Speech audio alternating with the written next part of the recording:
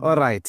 Papa, thank you so much. I'm very excited that we finally got a hold of you. So am I. Yes. Yeah. I don't know what do pensioners with legendary proportions like yourself do these days, but I do want to thank you for creating the time to speak to us in the African Renaissance podcast.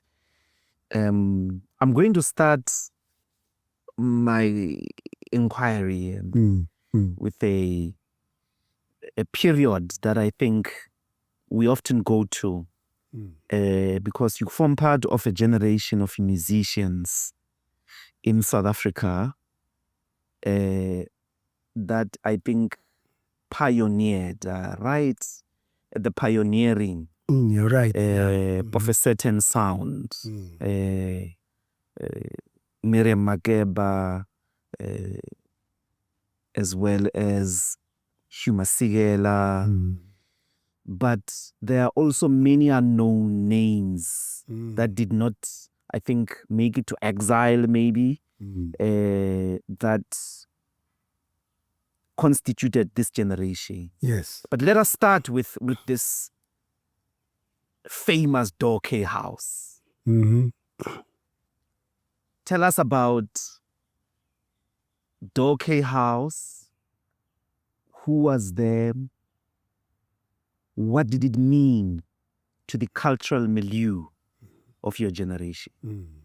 And am I correct that that's really where the magic was cooked?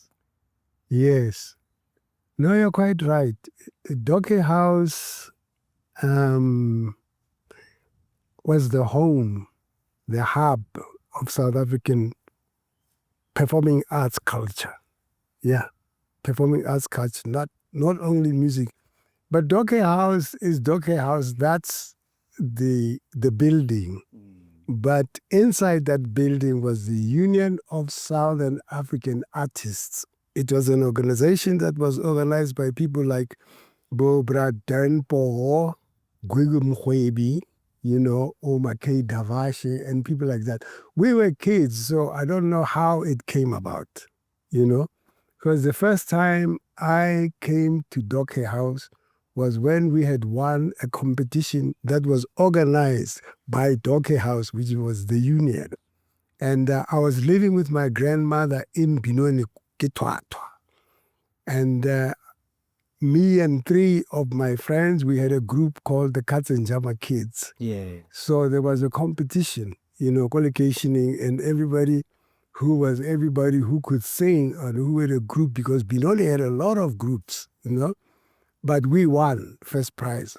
And then we were told, Guti, we are not going to be given any kind of money. We are going to be given the honor to come to Dorkay House and be members of the union. Right. Okay? Because we thought we were going to get money or something, but not even a cup. So you come to the union. And of course, the older guys, the woodpeckers, who were older than us, my cousin sang with the woodpeckers. I think Jerry must have been, I'd say about 5 years older than me, 5, 6 years older. And then my cousin was also in the Katzenjama Kids. So it was myself and my cousin and two other guys who were not related to us. So they knew Dorkay House. But they knew because they were older than us. They had traveled a lot, And so the day that was picked for us to get there, we went there as a group. But when we arrived there, it was not only us. We didn't know. And there were all kinds of groups. Groups that we knew, groups that we used to meet when we had concerts. Again, because the concerts in the 50s, you would never have a concert just one group. It would be 3 groups, 4 groups, sharing the stage, one after the other. And so we found the Saints, we found the Brown Doors, we found there was Bo Abigail Kupega, we used to sing Miriam Makeba.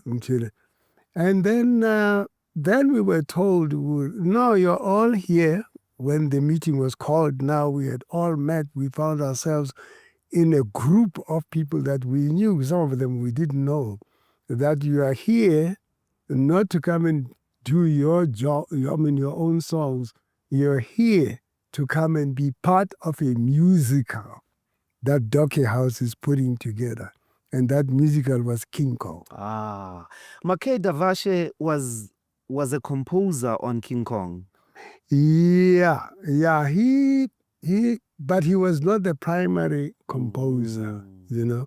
He was, he actually assisted with the arranging. The composer was, how can I forget? Anyway, the name will come. The composer of the entire, it was, but,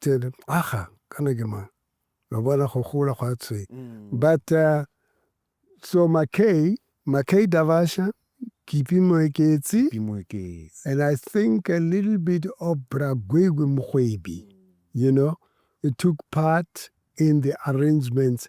The arrangements were done by Spike Glasser. Yeah? The arrangements were done by Spike Glasser. And because Spike was a white guy from South Africa, I think he had studied music, I don't know, maybe in England or whatever. I don't know. Like I said, I was only 19 years old. So what was this King Kong? If you were to give us as a musical theater piece, what kind of sound predominated in the play? Todd Matshikiza. Todd Matshikiza. Yeah, Todd Matshikiza was the composer. Now, Todd, again, I'm a kid. I don't know them. I mean, these are people who I never sat down with and had a discussion. Wow. Because never a whole, what is that hierarchy? So I never got a chance to talk to you, but we sang the music that he wrote. Now, Todd also played jazz, and also I think he was also pretty good when it came to classical music. So he was one of those people who was educated, you know, in terms of music, you know. And also Mpakanga was part of himself, you know. So King Kong was singing what? We were singing the music that he wrote. You could say some of the music, because of the era, and I think because the producers and the director wanted music that would appeal even to white folks. Ne? So it was not pure Mpakanga, no? Because Todd was pretty good with Mpakanga too. So he wrote music that was semi, you know, I would say semi-American, more or less, you know. And he tried very hard, you know, to come up with that sound. So that the theater production could travel, which it did a lot. Oh, yes, it did. Yeah. So that otherwise, if it was just basically Mpakanga, you know, it would have been difficult. Now, this King Kong was actually called a jazz opera. Yeah, it was a jazz opera.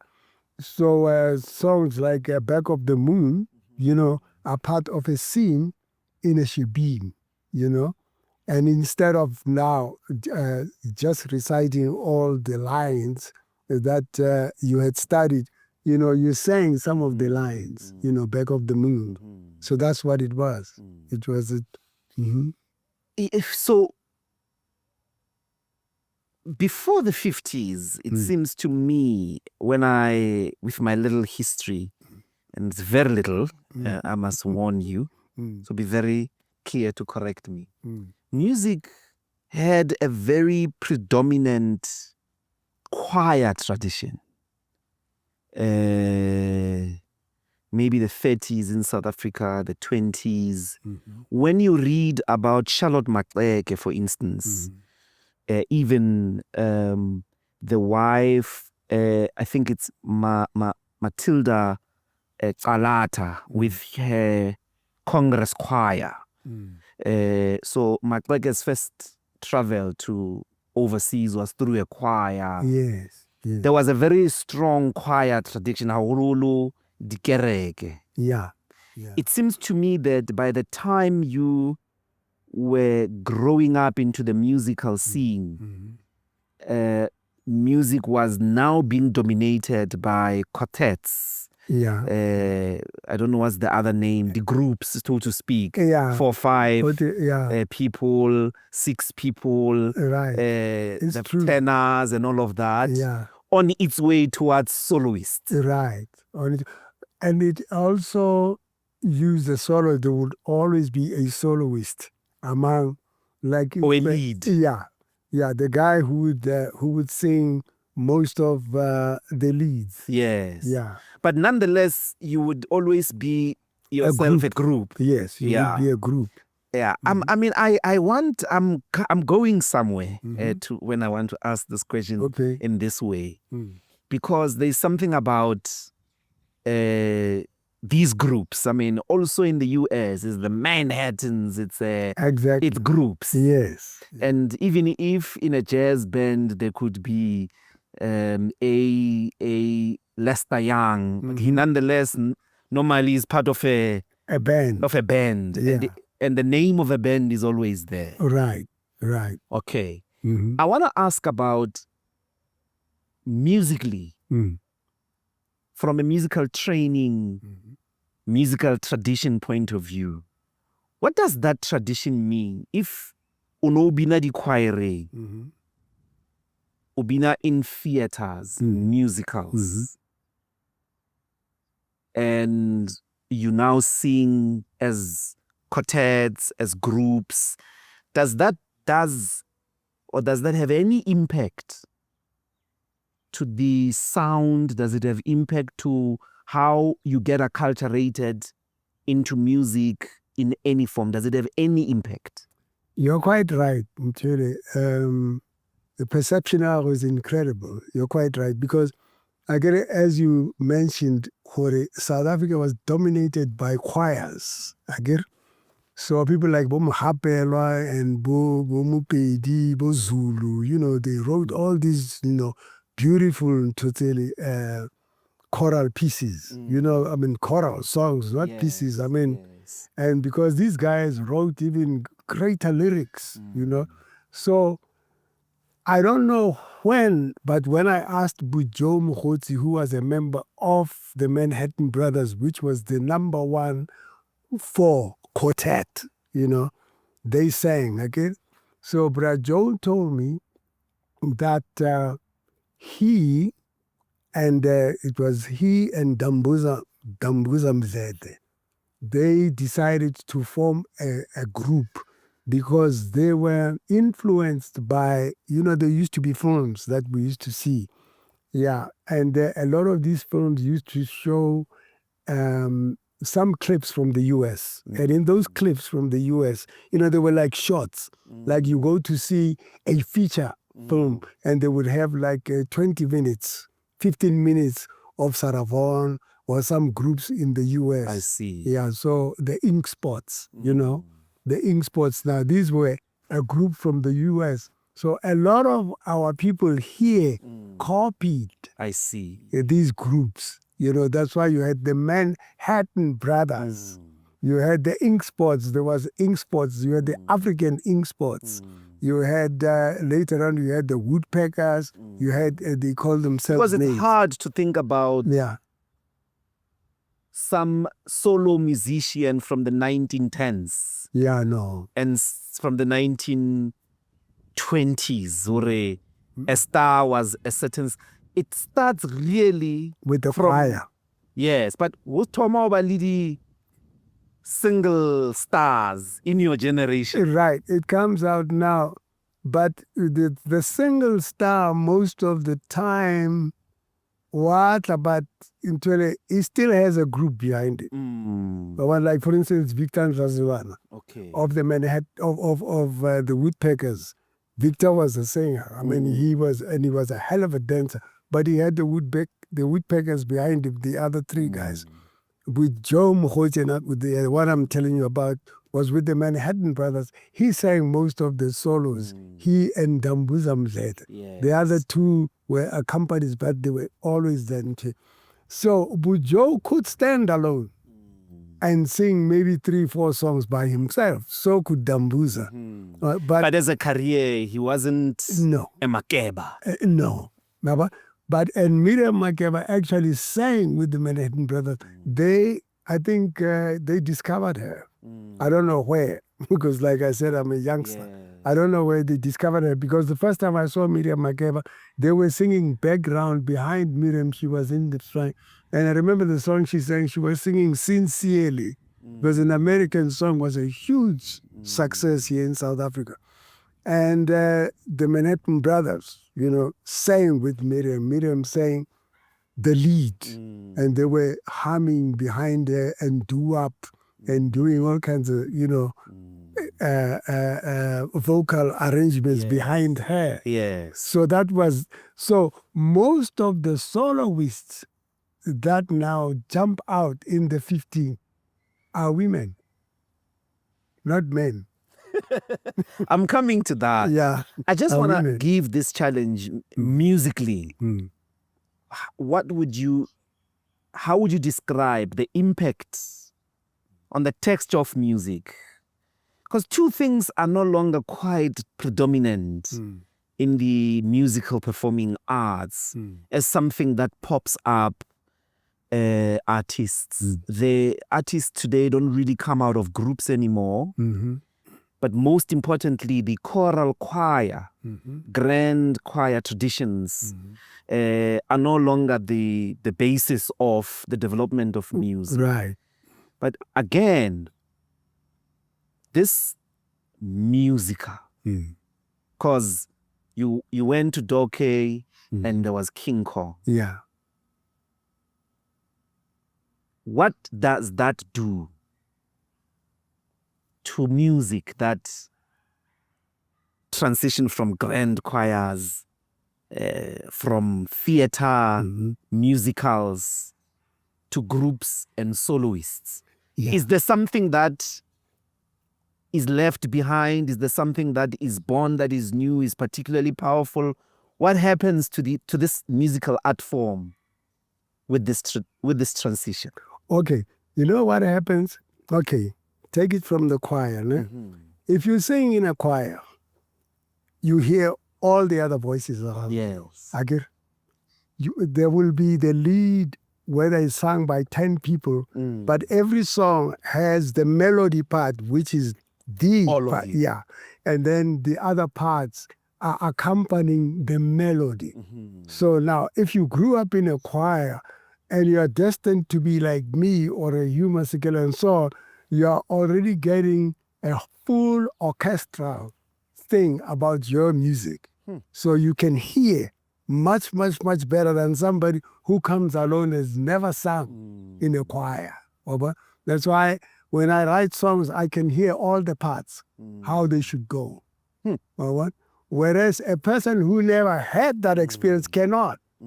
And I can, Hugh could, Jonas could, Makeba could, all of the people that I'm talking about who come from that tradition at the choir.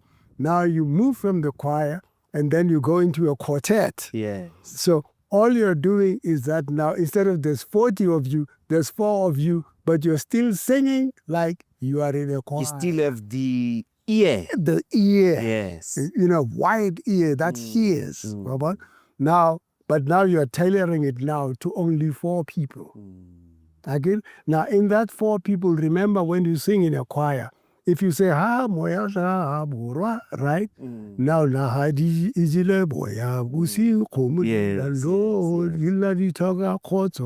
all that stuff now. You cannot be singing 4 parts all the time. So one has to lead at some point. And maybe that's where improvisation really, well, you don't quite improvise in a choir a lot. No, you don't. You can't. They can, no, you can't improvise because the choir is strict. You know, you're saying what's written. And it's a form. It's a form, yeah. But it's good because, I mean, it's like an orchestra. A choir is like an orchestra because you hear all those parts. So now, when there's 4 of you, now you can improvise. Now we sing a song. We put the melody down. And then now you have to come up and like Charlie Parker, you sing. Now you've got to sing not the melody as it is. You have to come up with what you think the melody should sound like in this form at that time. What does a musical do to a person who, you know, because I see the multidisciplinary way with which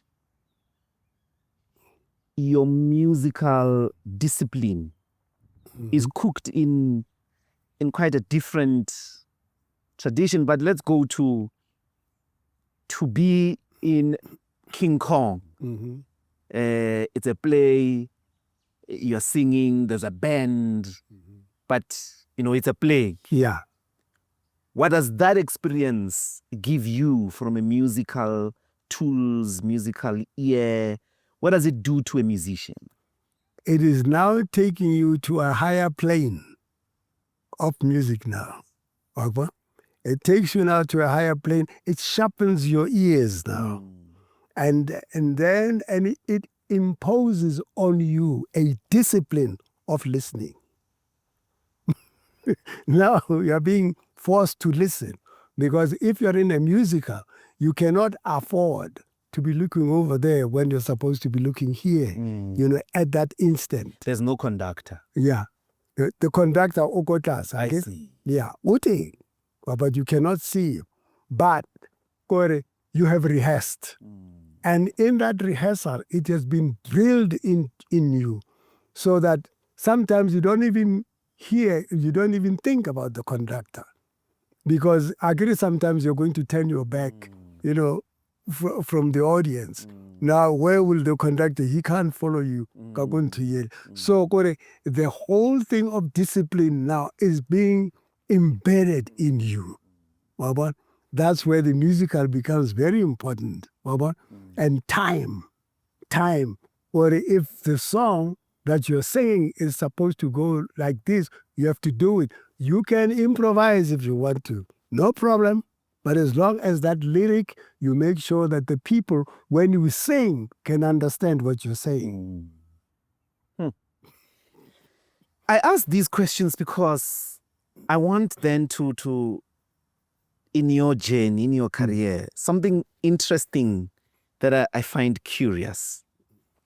Here you are, Union of South Africa, King Kong, which is a theater piece, it's a musical. Working with, Makeba, Bakipi. I get it. Yeah. Then you abandon, so to speak, being a singer yourself. You abandon being in a group per se. Of course, even the Union of South Africa with Hugh and Ntate, Jonas Gwangwa, it's very short-lived. You spend the next 10 years or more producing and composing. And 3 important things there for me I want to ask you about. One is you start composing for your lover. You start composing Miriam, Belafonte, as well as Hugh. Then something I don't think any of these people, something that is not in your experience, and you'll explain how. Quincy Jones recruits you to write music for Roots. This is cinema. Yeah. How the hell did you do that? You know, when Quincy was asked about you, he says, Caiphus invented the transatlantic scoring in film, in Hollywood, which became not only instructive, but a framework for the Lion King, but as well as recent movies as Cry Freedom, Hotel Rwanda. They still use the formula and the framework that you invented. Well, I don't know if I invented anything. I don't know. I mean, this is Quincy. Quincy Jones says the transatlantic music scoring in Hollywood is credited. So is Label M. They say Caiphus. Yeah. But tell me about, I mean, you have Alex, Binoni, and then Gidi Theater, and you are asked, score a film. Yeah. I've listened to that score very, very closely and many, many times in preparation for this interview. It's incredible. Which one? Which score? Roots. Oh, Roots. Yeah. Sometimes yes. So there's okay, how this happens, né? The 10 years that you're talking about, and I'm writing for Leta, I'm writing for Miriam Makeba, I'm writing to something happens to me, but this started when I was with the Katzenjammer kids, you know, because I found myself, sometimes we would be singing songs. We would listen to the older guys and we sing the song. Something in me says, why should we sing it like they do? Why don't we change it here and why don't we change it here? And the guys would argue with me. But the other two guys, my cousin used to argue more with me than the other two guys. And the other two guys said, no, let's try what he says. Maybe, maybe that will make us sound different from the other groups. Because all the other groups used to copy the older guys, you know. So I find myself, I'm always intelligent. I'm always trying something new from something that is there. Now, Victor Mfazelwa of the Woodpeckers, who wrote most of the music for the Woodpeckers, takes notice of me, you know, that this kid is changing things that we know. And then he encourages me, you know. And then when we're sitting like this, you know, he'd be talking about music, and then he would say, Yazingometize. And then sometimes he sings a song, I join him, I won't like that. But casually, not to say now I'm in a classroom. Then I grow up. Then I begin, and Braki Pimweketi finds me one day just trying something at Dorkay House.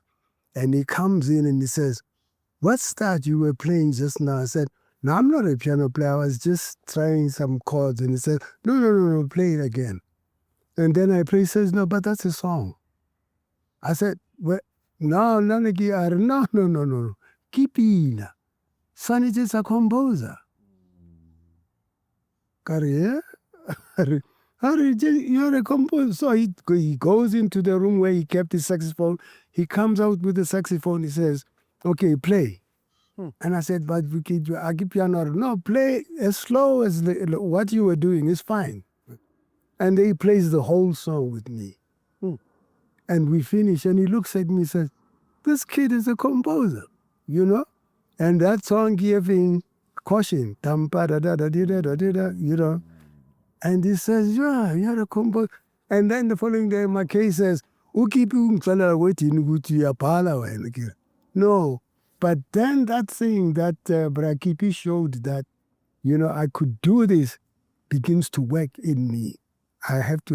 I begin to have confidence. If I hear this music in my ear, then I play it, even though I'm not a piano player. Yes. Hugh hears me playing. No, Miriam hears me playing Humula Muntu. She says, what's that?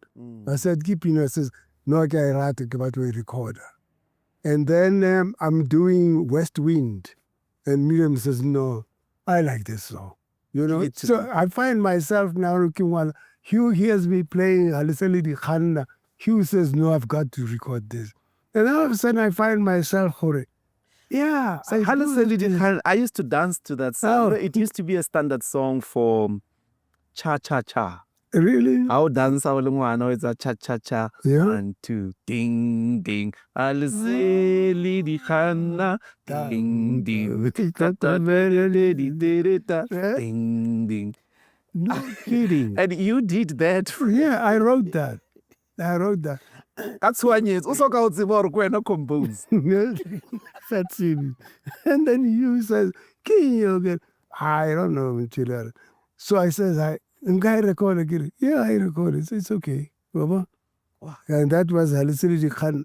And then I found out, no, wait a minute, Miriam, which I did, by the way. Okay.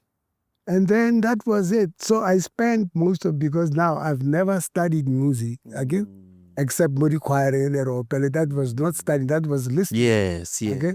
So now I begin to deliberately hear music. Deliberately, to say, so I begin to work in my head a song and parts and everything and drums and stuff deliberately. Now, there are other things that go with composition and a song. And then that's how it happens. So by the time Quincy Jones meets me, already this thing has grown. But Quincy asks you to do something, would you agree, that was particularly challenging? Oh yeah, it was frightening. Frightening. It was frightening. Tell me about that. It was frightening. I mean, Roots was gonna be a very important it was story for Africans across the world, because it's about the transatlantic slavery. Yes. Very big, as it were. Very big, And then, by then, is because we had a manager who was managing later, her career in singing. And me, he was managing my compositions and publishing, because John Levy set me up and he said, "You're a composer and you must have a publishing company." I see. And he sets me up, So I've got Semenya Music. And that was John. I said, "Oh, thank you." So I said, "No, you are." So one day I come in, to the office, and John says to me, "Do you know Quincy Jones?" I said, "Oh, who doesn't know Quincy Jones?" I mean, Quincy says, "He would like to meet you." I said, "Meet me? Why would Quincy Jones want to meet me?" And he says, "No, he wants to meet you." Can we get it?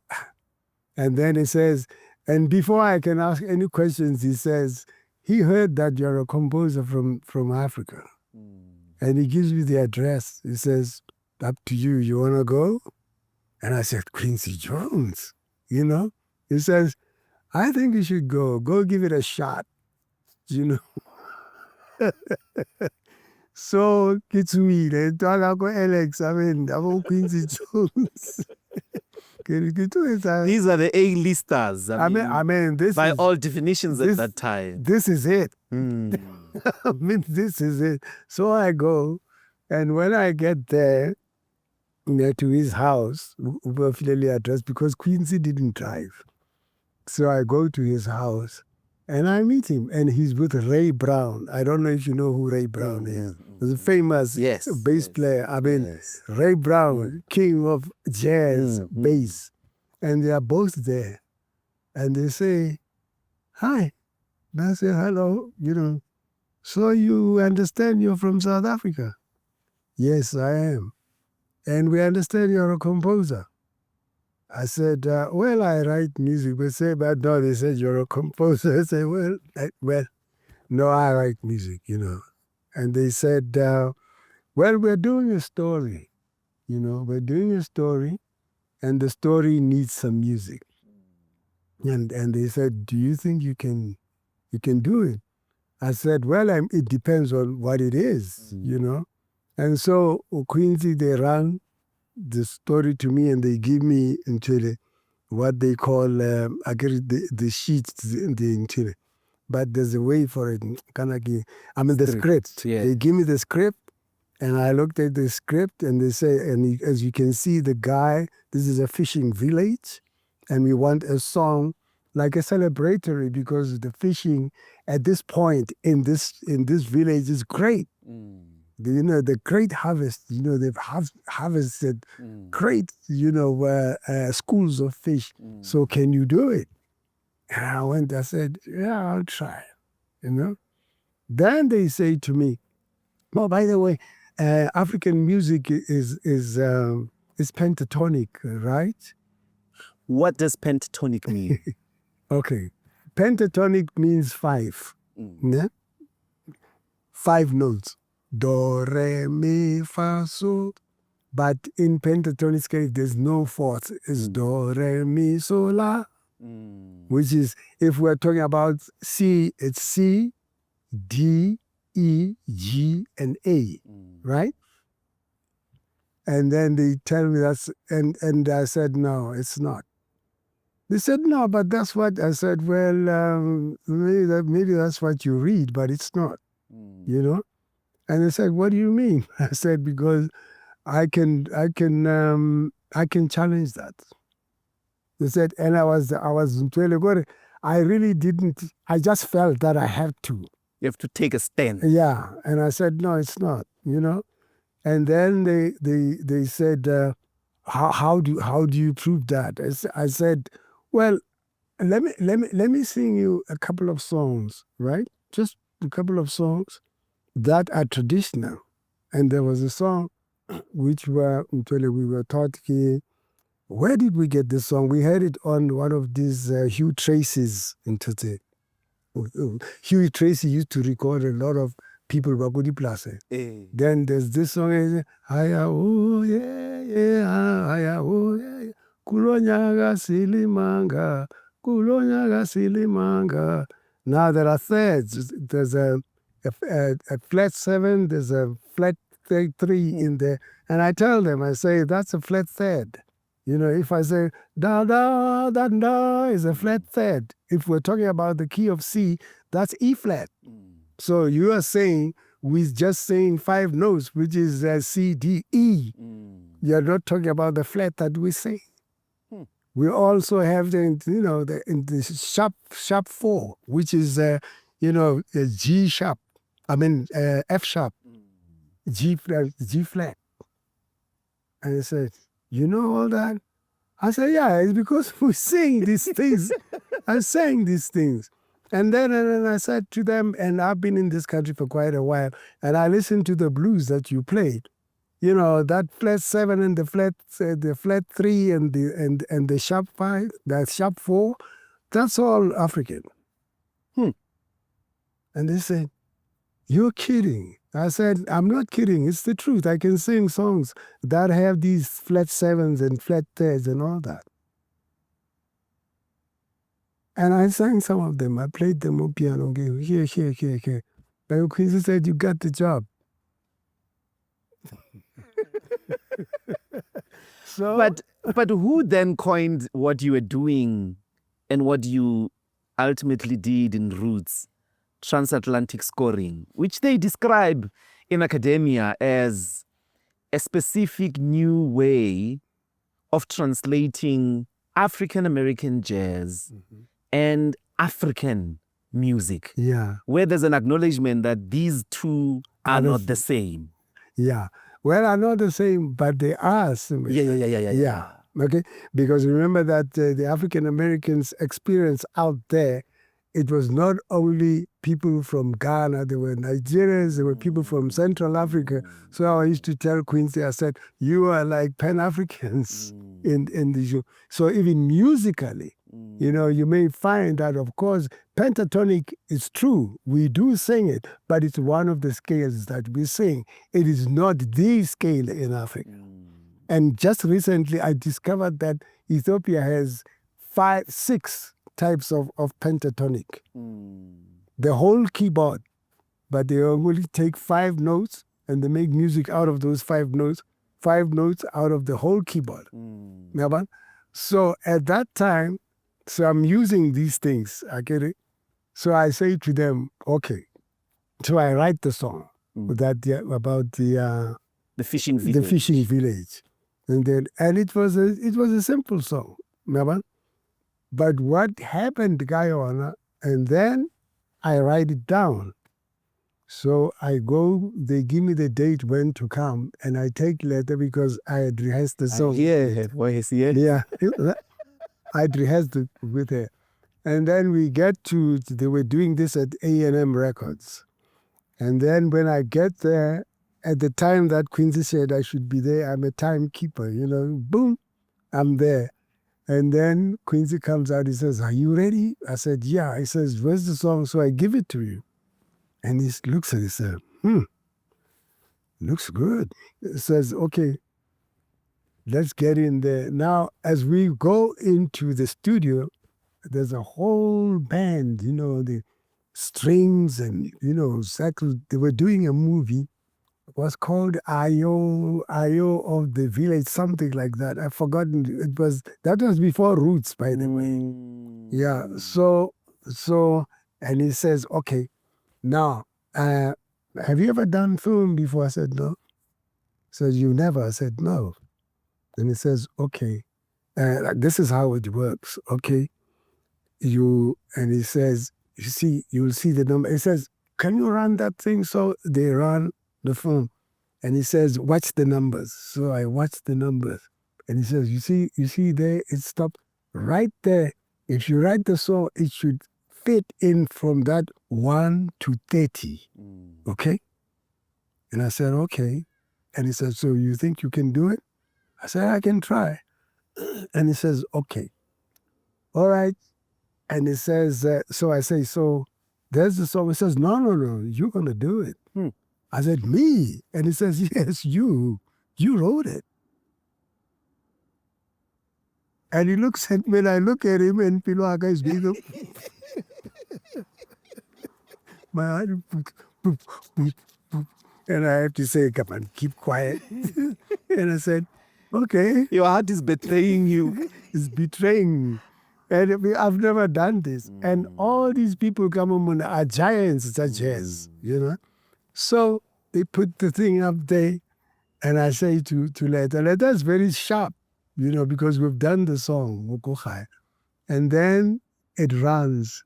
And then we go 1, 2, 3, where we should go in, and we sing, And the whole thing, we sing it until where it ends, and boom!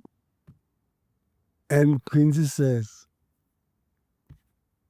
and then we hear applause. We turn around, the whole band is standing up.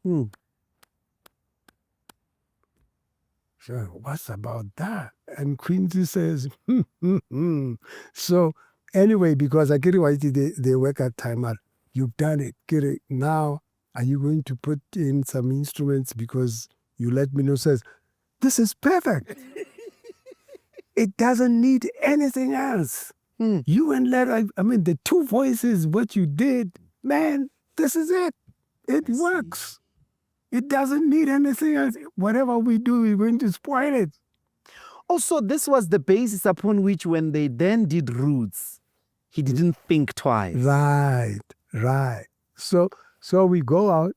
When we go out, now he takes us out, and he closes the door behind him, and he looks me and Letta in the face. He says, "You have made me the proudest man ever today." And I said, "Why?" And he says, when I told them that I had given this to an African to write, they all didn't think that it was going to work. They think it was ooga booga, And he says, what you have done, you have proven everybody wrong in there. First time you ever did this, and you're right on it. And his brother, and he hugged me. He said, "You've made me proud. You'll be hearing from me." So I leave. So this thing, Roots comes a couple of years later, And And now you had gained. Yeah. Yeah, I feel like Roots, you were ready for them. No. So because now, and remember that when I did that, that was for that. This is not what I do. I do other things. Now I'm learning when you write for film, you write that mood.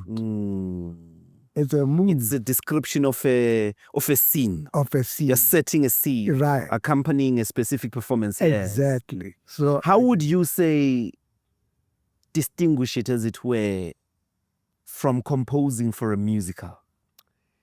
Yes. I mean, I know that the characters in a musical sing. Yeah.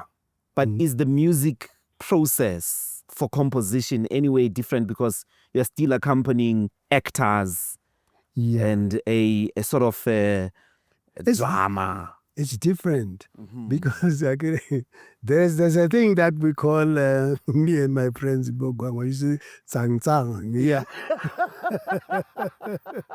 Zan, zan, zan, zan. Yeah. So it's go actioning, which announces the coming of the monster.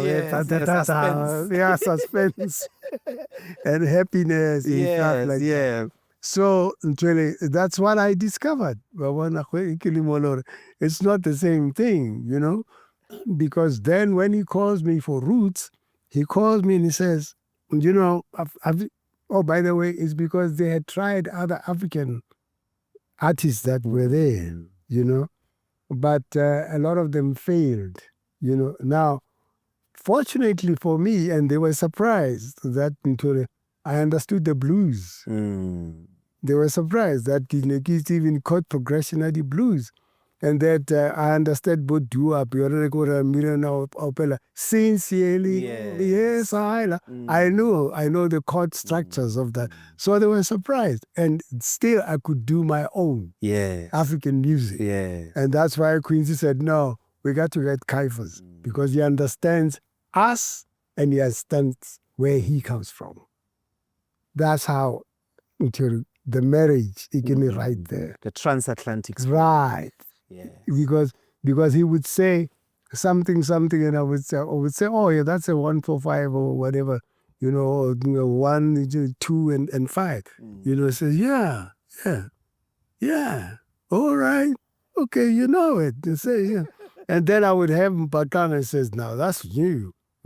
So that and then not only Mpatang but also traditional music, because I know traditional music.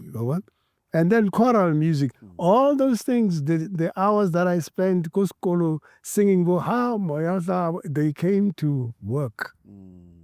It came to work. Film scoring. Yeah, in film scoring, because when you do film scoring, your attitude and your perception of what is required of you should be right on the mark. Mama. And then I remember when they wanted us to do the opening of Roots. You know, the thing that I came up with worked. You know, because, and Quincy would look at me and I'd say, well, you know, let's try it. He said, man, it looks good. I mean, to me, I don't know, you're always, you know, like rethinking yourself. I said, no, let's try it. And then it works. He said, I told you, you know. So that's how we got to know each other. So he trusted me so much musically, because there's no time to waste when you're given. But they say you are excruciatingly a perfectionist. Have you heard this? Yeah. Why do they say that? Because I believe that if you're going to do a job, do it and do it right. Let me ask it differently. You know, I find that sometimes African composition, music, performance, people like to make it overly intuitive. It mustn't have structure. It mustn't be overly prepared. Otherwise, as is Africa, aina moya. They say you are the opposite of that. You say an African piece is going to hit the notes properly. But you see, this is a cop-out. You see, the people who say all these things, they don't know Africans, you know. If you listen to those guys, Bakudi playing those drums, it's right on. You can't go there and miss your beats. You know, we will fit tomorrow boom.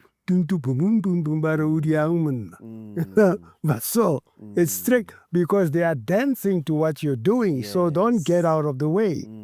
Well, what?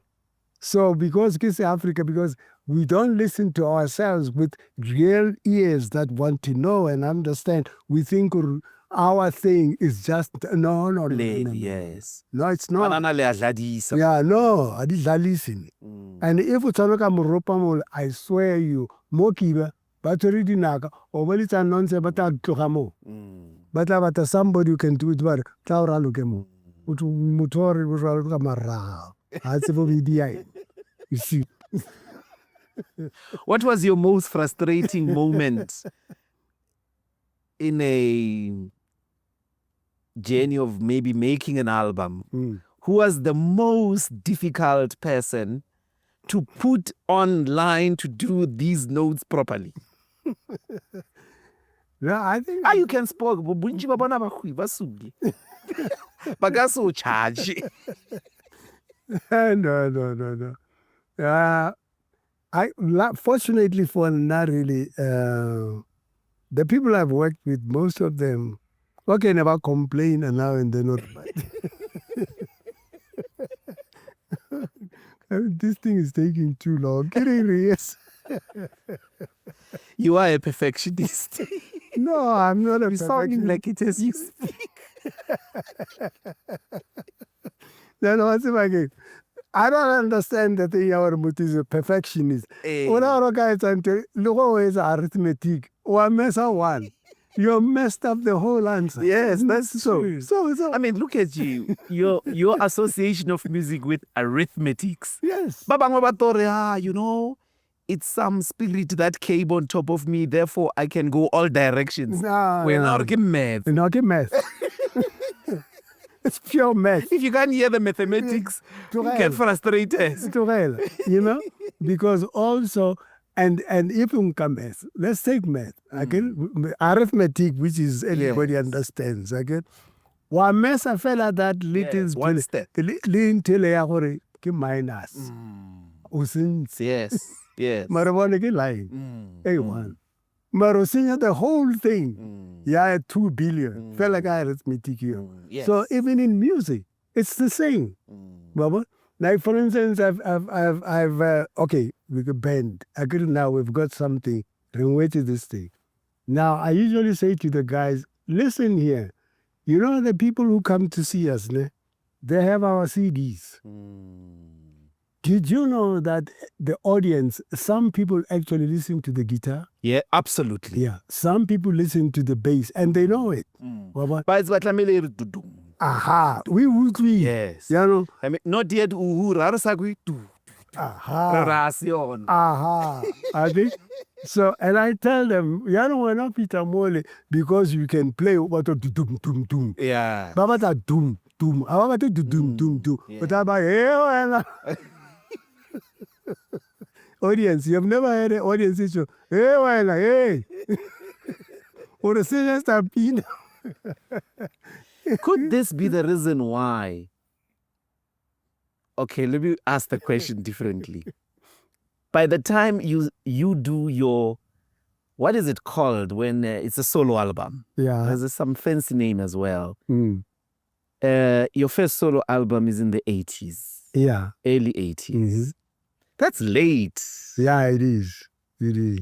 Is it because you were such a perfectionist that you waited all these years just to give us, I think it was Matsale. Yeah. Matsale comes from there. Yeah. In the first album. Yeah. The Zipping Gom. Zipping Gom as well. Yeah. Were you working on them all those years that they become so perfect? I mean, why only do your first solo album after so many years of composition, of achievement, having first tasted that you can actually be a solo artist. You can sing, you can be a star. Mm. Why didn't you have the pressure immediately to be on the star platform, to be in the forefront, to be known? What about, this is one thing when I'm saying people don't know. Before I sing, I'm really a composer. I'm more dedicated to composition than standing in front of people. As a matter of fact, I'm very shy in the stage. And I've always been like that, you know. It's not a passion with me, right? To stand there like Boleta, Hugh, Miriam. Miriam would love that, waiting, Bella. With me, it's a thing because I sang with a group for a long time. So my upbringing was singing with a group. To stand alone, not what I cannot do it, but it's not as great as when I'm with other people. But do you accept that the pressure nonetheless bends a lot of people to want to be the centerpiece? I mean, who knows the composers of songs? Yeah, no. People would then like pay close attention that, oh, there's a music in the air. Yeah. He actually composed and arranged it. Most people just want Mama Leta, okay, music in the air. Yeah, yeah. Do you agree that the nonetheless, this is a genuine thing that people ban or receive that this is my song, I'm actually going to sing it myself, particularly when they can? Well, you know, these songs, the funny thing is that when I started doing this is because I said to myself, the song that I'm writing, I don't think Hugh can do this. I don't think Gwango can do this. And hopefully it is a states. So which American is going to sing Memanswan? And the song kept in my head. I don't know, let me write it down. And then I sang it myself. Because nobody can interpret that song like I can. I see. And I'm not saying people cannot sing it, they can.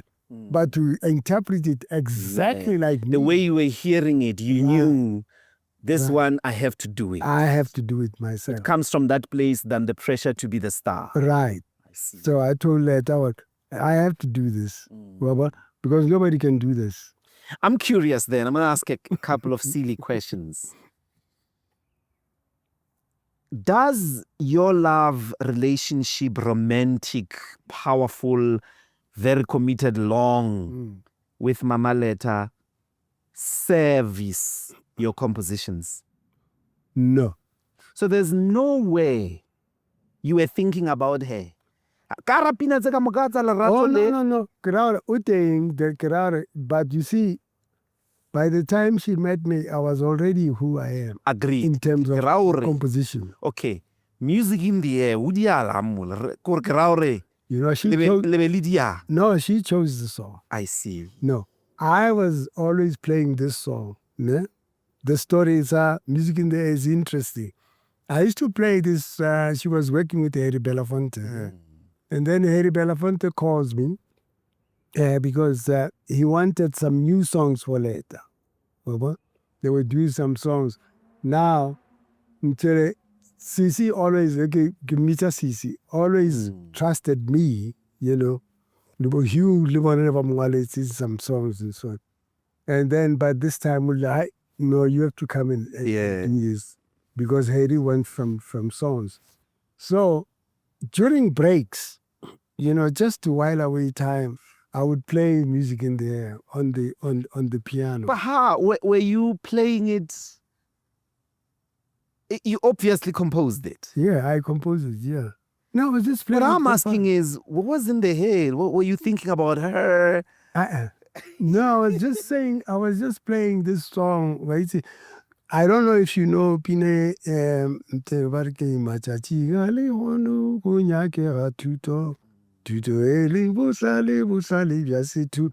Now this song is a beautiful bass line.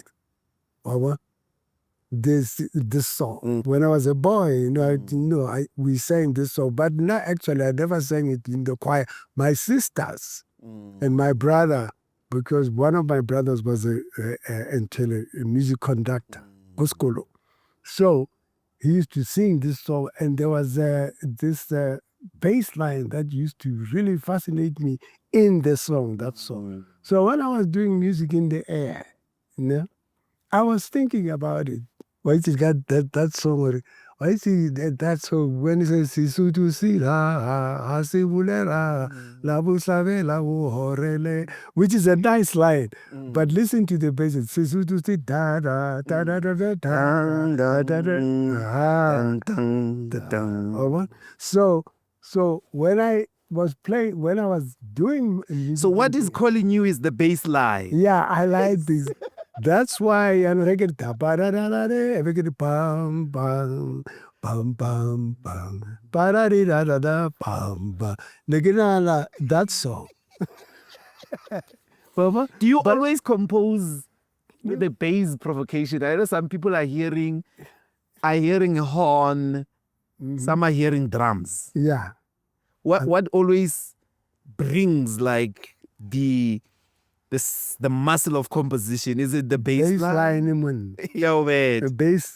But I can hear it. Yeah. I can hear. I can little bum bum bum bum. Yes. Yeah. No, but the your bass line here, Aliseli di Kana, ding ding. Yes. So that bass thing, because it's more quiet and so to bass. Yes. Actually, yeah. Yes. So you were taught in southern Lesotho. Yeah, well, anyway. So, but when I went to yes, Lesotho, yes. Yeah, which is yes. So when I went to live with my grandmother, Kobinoni, the only school that was available more, and there was not Speedy. Never it's a southern suit. I see. Agresipedi is supposed to be northern and southern suit. Yes. So it was not difficult for me. So this one has suit to say, but most of my schooling was more in southern suit.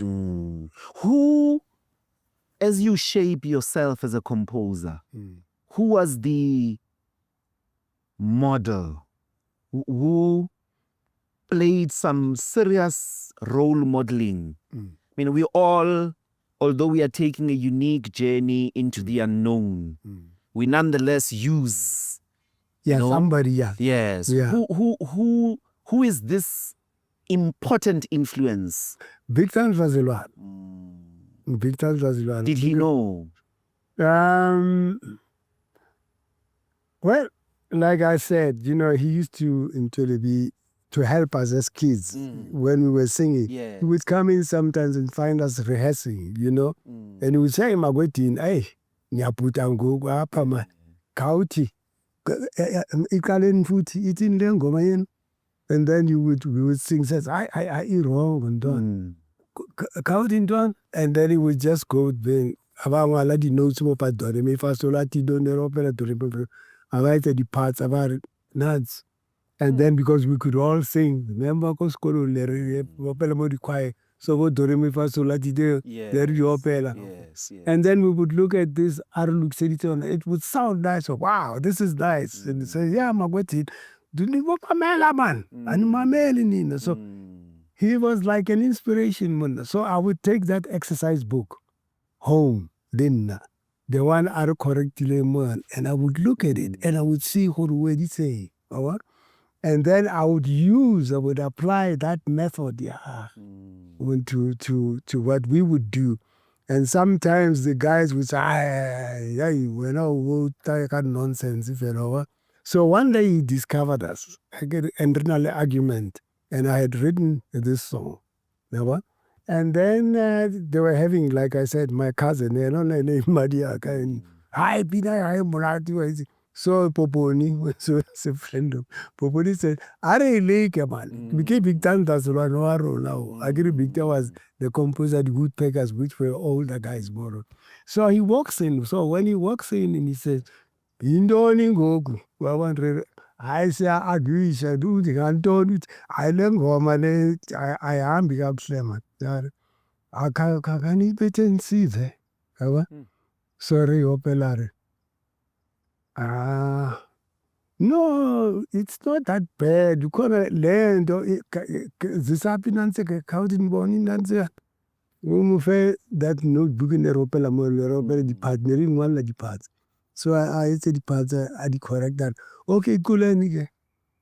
Every bina, it was perfect. That and I know compose it's just that the arrangement, I come parts up Baba. And then he actually is a person only Gitomo Mutompa. Yeah. And he saw this in me. And then every time there was a song, he would call me first. And Bawambana because he had discovered what they don't have the talent I have for listening. I see. For listening.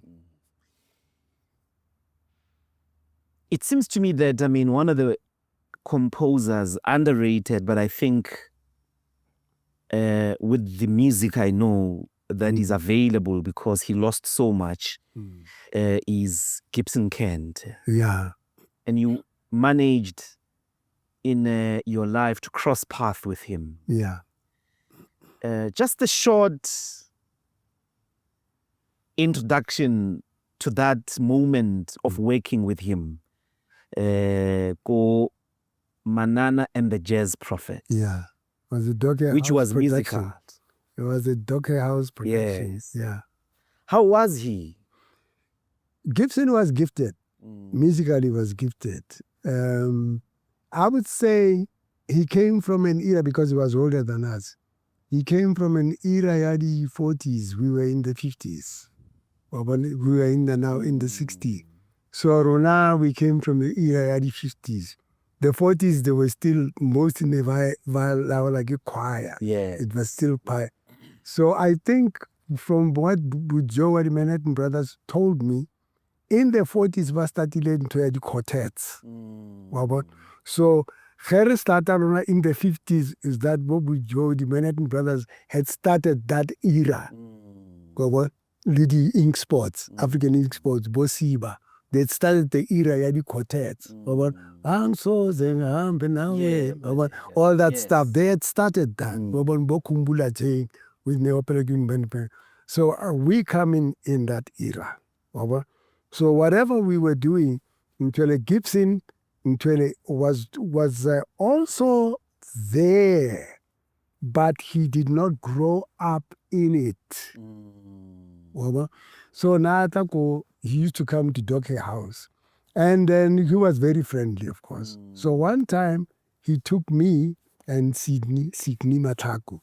And he said, he had a song. I used to play it alto as well.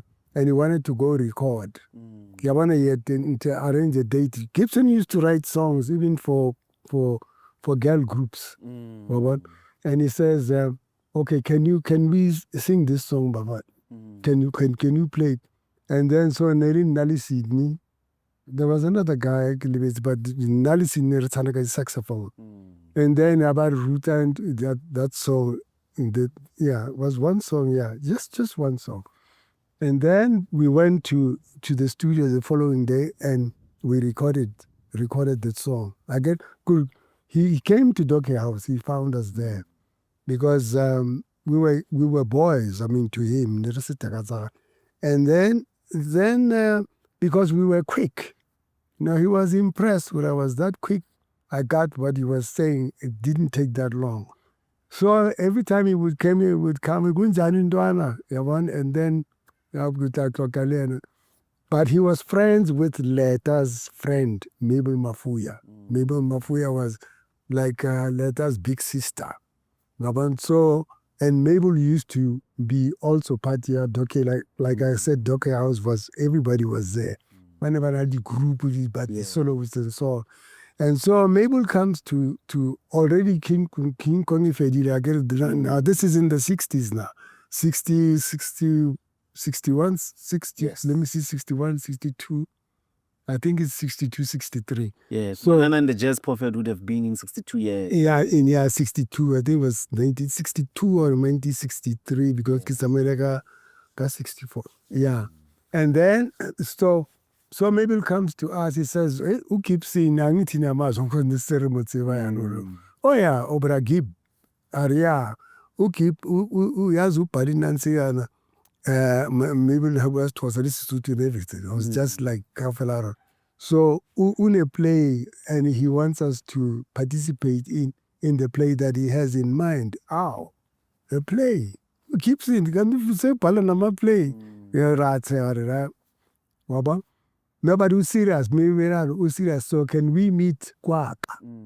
Kwa maybe Kosovo. So we went there and Gibson was there and he had the play written again. And then, and he said, and he was reading it to us and telling us the story. And he said, and I maybe unvelo guti wena buranna wena leta Josh Makene, George Tau, Sydney Motor, Masoja, Sydney Motor, all of you can help me bring this to life because you've been the Bedinama group, Bomuto Nevata, Bomasoja Nevata from the Saints. Again, Nanekta from the Cousins, Letanata from the Swanky Spots. Over. So now you're used to this music. We would sing Akula, and then you can come up with songs, for the musical.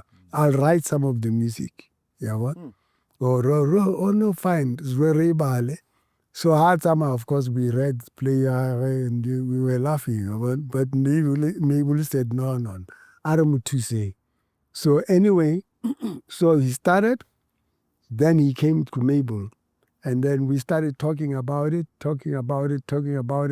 Finally, we were convinced that we should help him because, why not?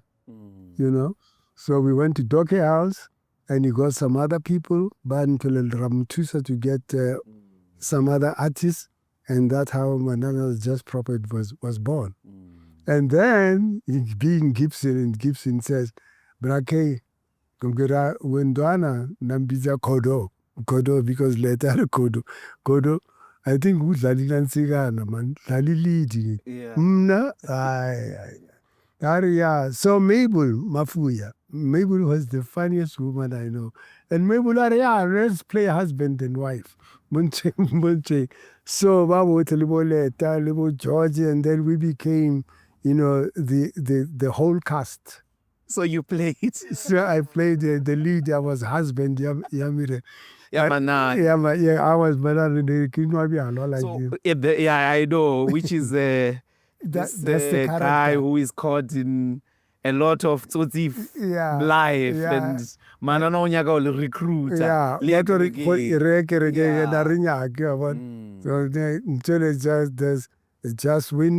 there's one song when he wants to recruit me. Am I dying or what? Just 1 minute, my lord. Wait just 1 minute. I have just give me a torch for this long journey. Just 1 minute, my lord, something like that. From Manana in the chest. And so, but then we changed the play as we go along because he came. I think Gibson must have been a teacher at some point, because he had that teacher mannerisms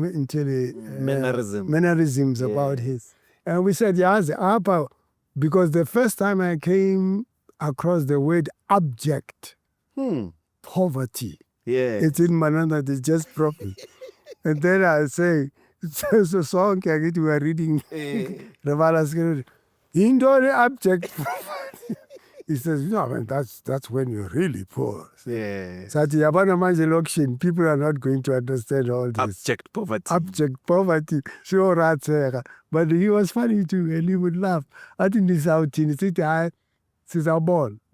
So we opened Ko My. I think that's where we opened then too, if I'm not wrong. Maybe later I can put, but we opened Ko My, and he just wanted to test out into it, and I don't think the audience was paying, and we tested it, and people loved it, and I remember, but they were not getting the play because they were English, and people were just. But react react. So I didn't a break. So very remote Gibson. You see, we are losing in Nancy, and he did not understand that. It's because in the English, abject poverty. I don't go to city in man. Every now says I mix up. And then maybe because maybe was very smart. He was still over, massage. Every mix up. So English and the people loved it. When a very changer. And then he never forgot us for that, you know. And I do want to ask, before we come to the contemporary and conclude I notice each and every one of the Union of South Africa, not the artists, Bra Hugh, yourself, Jonas Gwam. Le rata ho ngola difela.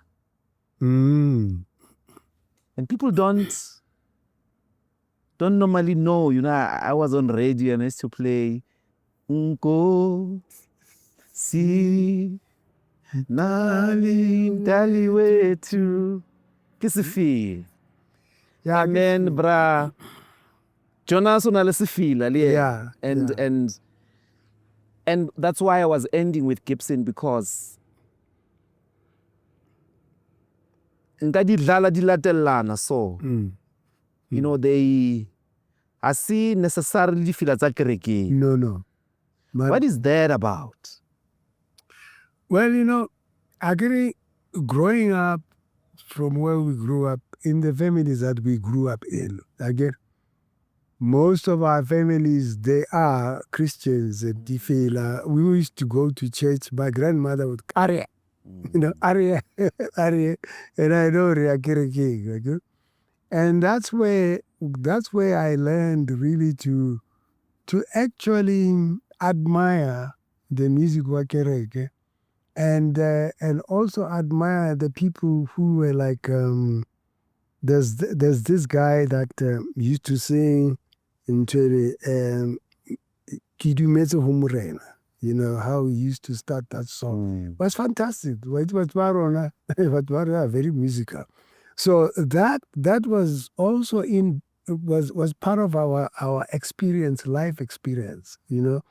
That if you wanted to communicate with them like I did in Kosi, it was at that time, the murders in the train. Yes, it was in the 90s. Right. I think it's in the same album, if I'm not mistaken, but it's around, it's actually addressing the murders in the trains, right. The fights of so-called ANC and Nkata and all of those things. Right. Yeah. Le arera mole. Le abrika le rere. Right. Interpretelane. Yeah. And I got my cousin that beautiful voice. Yeah, certainly talk about Jano. My voice is not going to work. Your voice would. So we how you communicate with our people in this kind of period, ne? But very feel.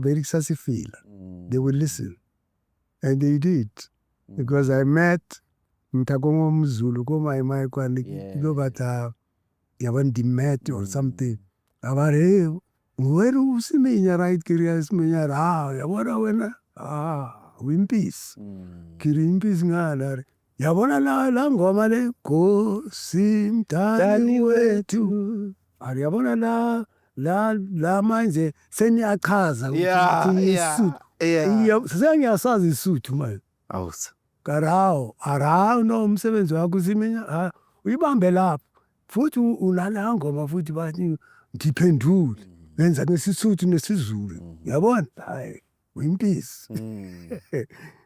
So all these things is part of you being part of the community and having the pulse of the community in your thumb to know what your people need. That's why you can say Matswale and they respond. Because you're talking about a thing they know. It's not, if I say, I love you for sentimental reason, by or abject poverty. Yeah, but abject poverty. Aring. But no. Mara, But told me that was on New York.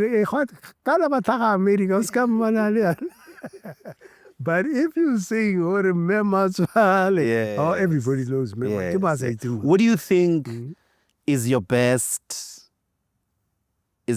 song? I don't know.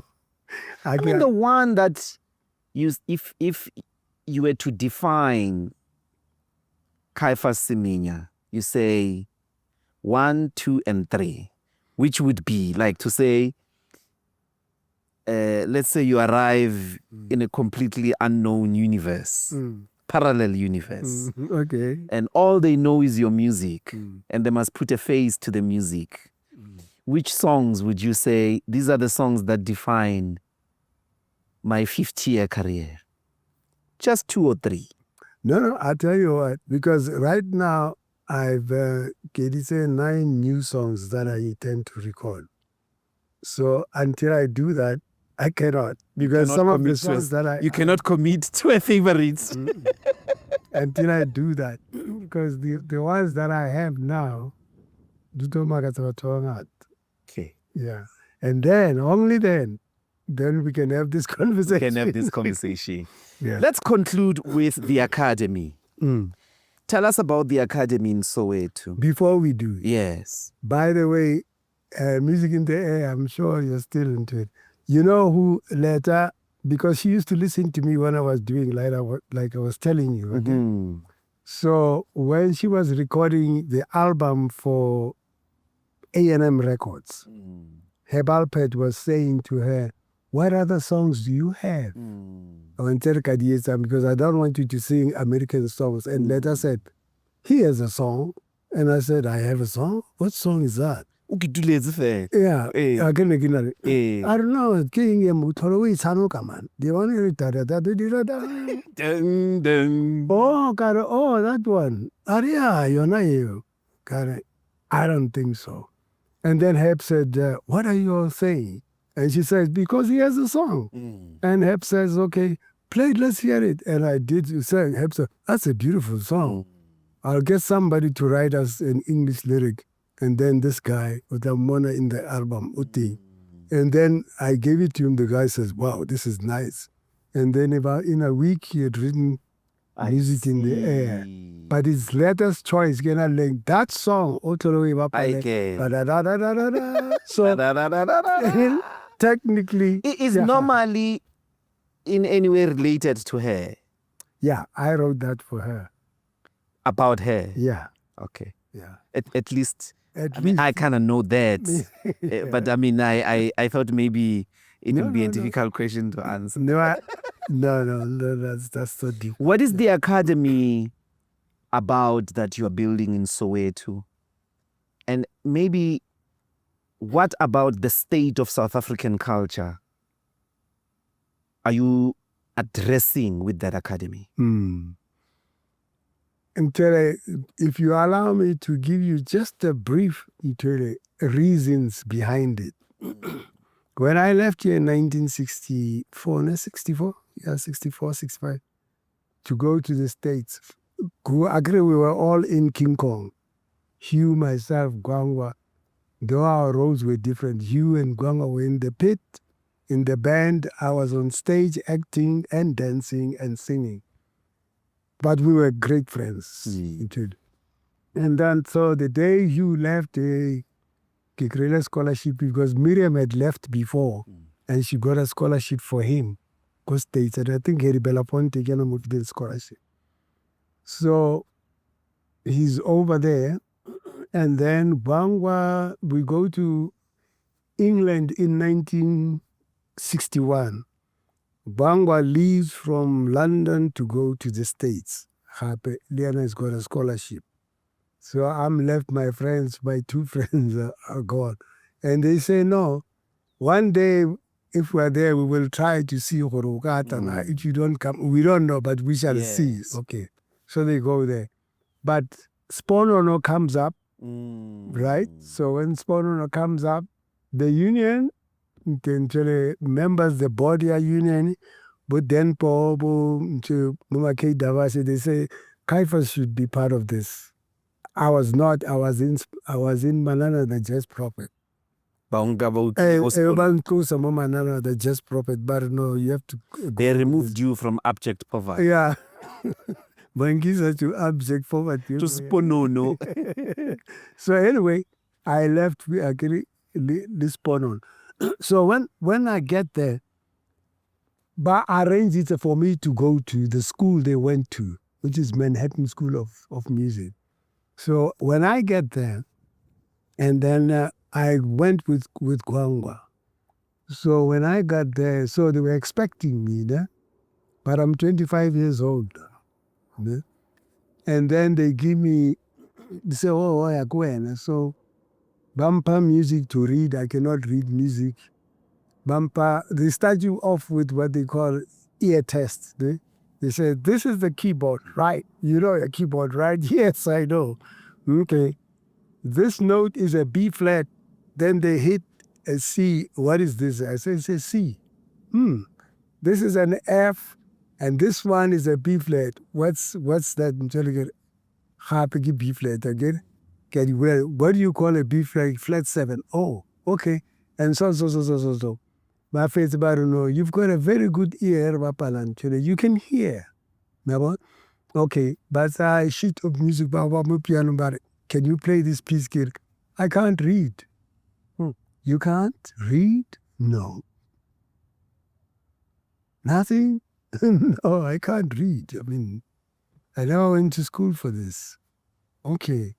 But you play a little bit of saxophone too, don't you? Yes. And good, your friends actually limo piano, you fool around a little bit. Yes. But you can't read, no. That, well, it's very difficult. We can't take you. Can't you at least wait till South Africa?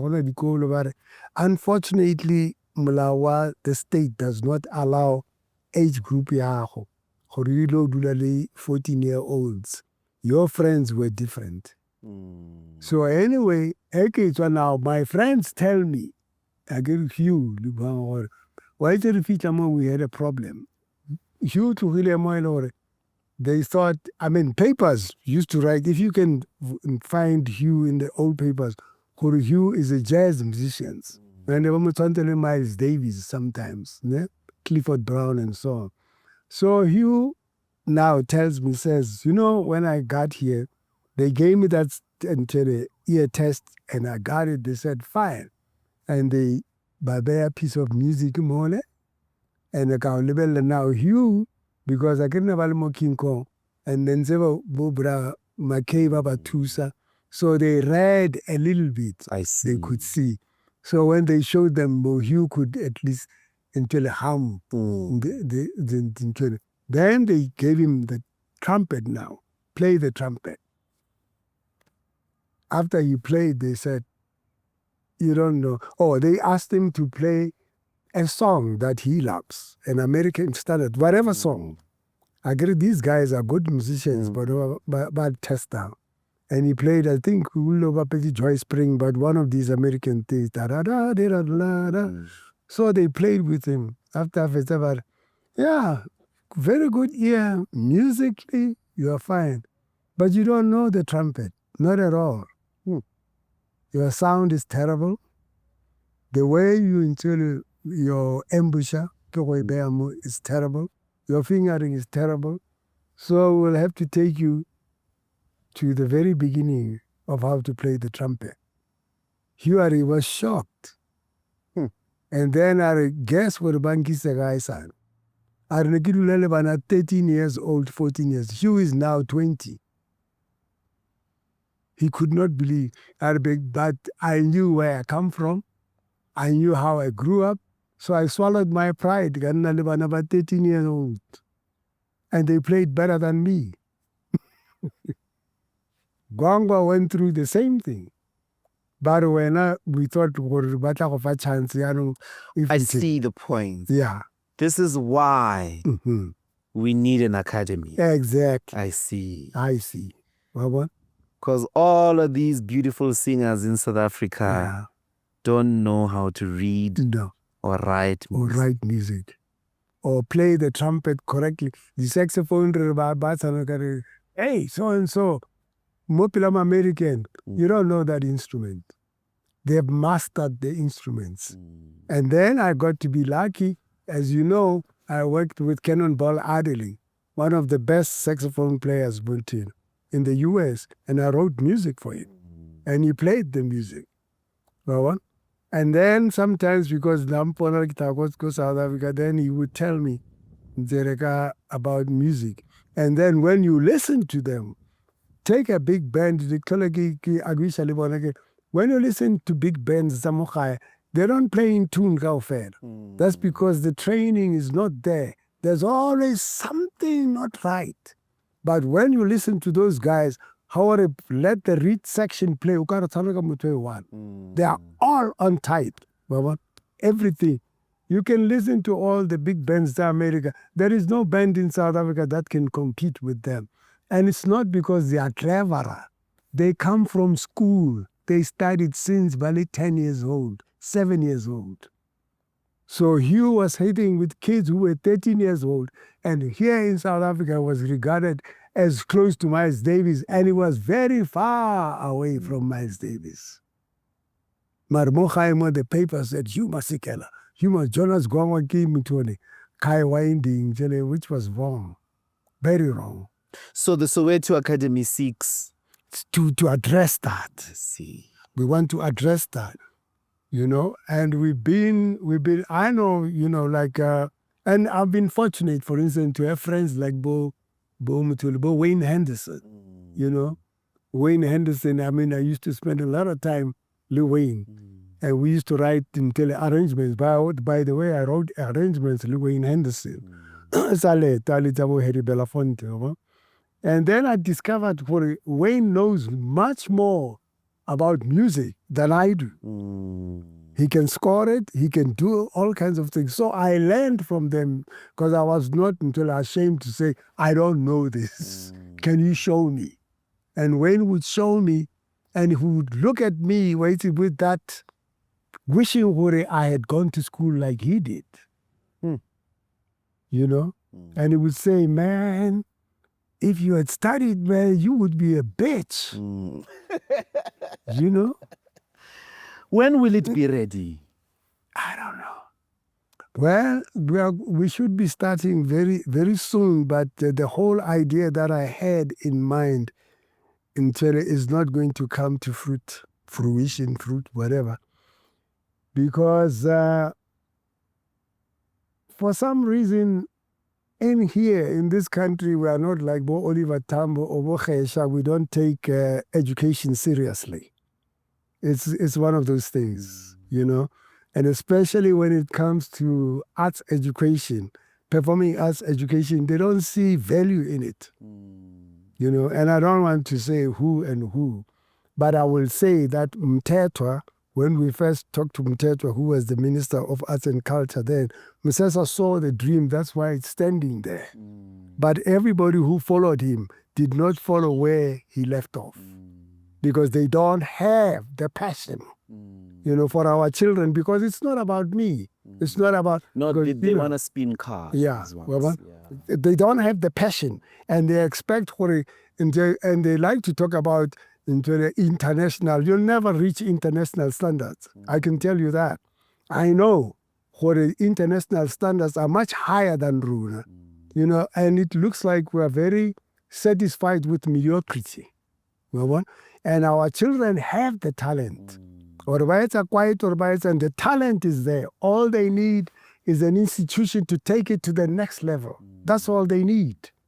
But nobody's prepared to give them that chance. And then okay, we can praise or compose or whatever it is, whatever it means. But it means nothing if these children don't have the same the chance that boy Hugh had. Hugh Masekela, when he came back, he was the best trumpet player in this country. If he had not left, he wouldn't have been. And he was dead by world standards. Exactly. And we want our kids to do that. They can. They've got the Ntele. There's a lot of talent. Just like I was, just like Letta was, just like Miriam was. But we were God blessed. I'm blessed gore I couldn't tell you, Michael Jackson and all that. I'm blessed. And it was all because Budimu that extra something that other children don't have, and not every child is going to have it. That's why we need the academy. That's why we need the academy, so that it can come out of them. Eating. It was there. Yeah. Bobra, Makeba, they never went to school. But they established Mpakango Rosano Kangayan was established by people who never been to school. But they established a South African sound. Eating. But now it has to go to the next level. And we have a government now. When they did these things with Dorkay House, there was no black government. They did this. Now we have the state. We have the state coffers now. Period. Bobra Makena Vaita Sontwana was a bamboo. We are Kai. Konali state coffers. Why state coffers is on the child or a tweet? Because if you've got an educated performing arts youth, it brings money into the country. Part of the United States treasury is full of performing arts. Oh, well, it will also make us have a upright spirituality. Exactly. Yeah. Exactly. No, thank you so much, Papa. You have promised the second version. Yeah, definitely. After the 9 songs. After the 9 songs. Okay. Yeah. Yeah. Well, we'll have them. Thank you. I hope I live up to the promise. Of course. I have no doubt that you will. No, get about that. I'll be around. The sun is out, but thank you so much. No, I will give you 12 months. Okay. And then come back for those songs. All right. With that week. Sharp, sharp. Okay. Thank you, comrades. Okay.